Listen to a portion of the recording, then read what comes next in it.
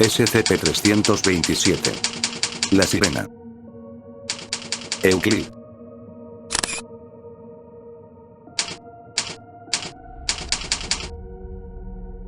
Descripción. SCP-327 es un espécimen hembra de una especie mamífera parecida a los miembros de la orden Sirenia, específicamente al Trichechus manatus, manatí del Caribe, midiendo aproximadamente 2.8 metros de longitud y 450 kilogramos de peso. Se calcula que tiene una edad de entre 25 y 30 años. El sujeto porta características corporales anómalas. Las aletas llevan distintos dedos y un pulgar oponible funcional, el cráneo y los rasgos faciales se asemejan a los de un humano.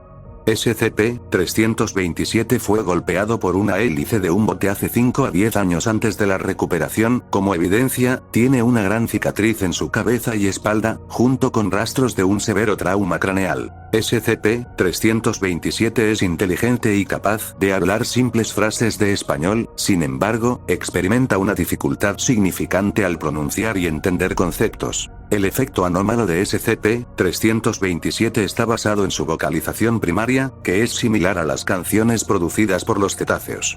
Estas vocalizaciones son consideradas como altamente desagradables a aquellos que las escuchen, y resultará en severos dolores de cabeza y alucinaciones audiovisuales en humanos. Persiste por 6 a 12 horas. Aquellos afectados también reportarán claustrofobia, una aversión al agua y a animales acuáticos, y ocasionalmente, sensaciones parecidas a las del ahogo. Otros mamíferos experimentarán los mismos efectos. Durante las vocalizaciones, las algas y plancton dentro de aproximadamente 1 kilómetro de la localización de SCP-327 hará que estos se reproduzcan a niveles elevados. El florecimiento de alga resultante causará la reducción del oxígeno y los niveles de neurotoxinas en el área, causando la muerte en masa de los peces y moluscos locales. No hay propiedades anómalas presentes en el alga misma, y SCP-327 es inmune a todos los efectos causados por sus vocalizaciones. Las entrevistas con SCP-327 han revelado pocos detalles concretos de sus orígenes, debido a la inhabilidad del espécimen de expresar adecuadamente la información.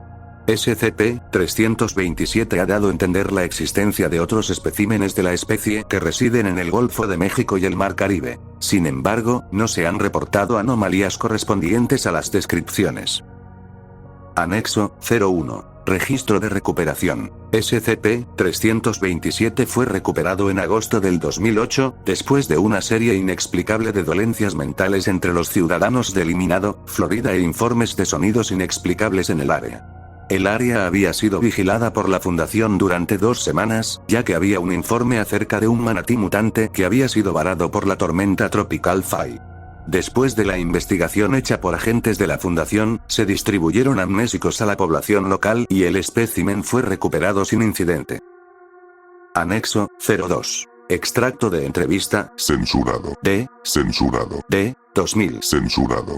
Para el propósito de mejorar la legibilidad, el acento de SCP-327 ha sido corregido en esta transcripción.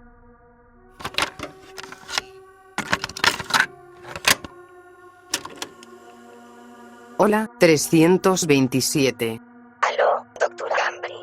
327 lista para contestar preguntas otra vez. Muy bien. Hablábamos acerca de la canción ayer. ¿Puedes contarme más? Sí. Canción para peces y animales. Canción para plantas. Canción para gente. Canción para casa. Canción es buena. Canción no como esto. Canción no como palabras. Canción es canción. Canción hacer cosas buenas. Canción no buena ahora. ¿Y qué le ocurrió a la canción? Hizo mala. El bote, entonces. Sí. Está bien siquiera. Canción mala no lastimar animales aquí. Tú y Watson ayudar a 327 a regresar canción buena. Procedimientos especiales de contención. SCP-327 debe ser contenido dentro de un tanque de agua salada de 40 metros por 40 metros por 10 metros dentro del sitio. Censurado. El tanque debe ser limpiado semanalmente, o de manera inmediata en caso de surgimiento de algas. Las paredes del tanque deben ser a prueba de sonido.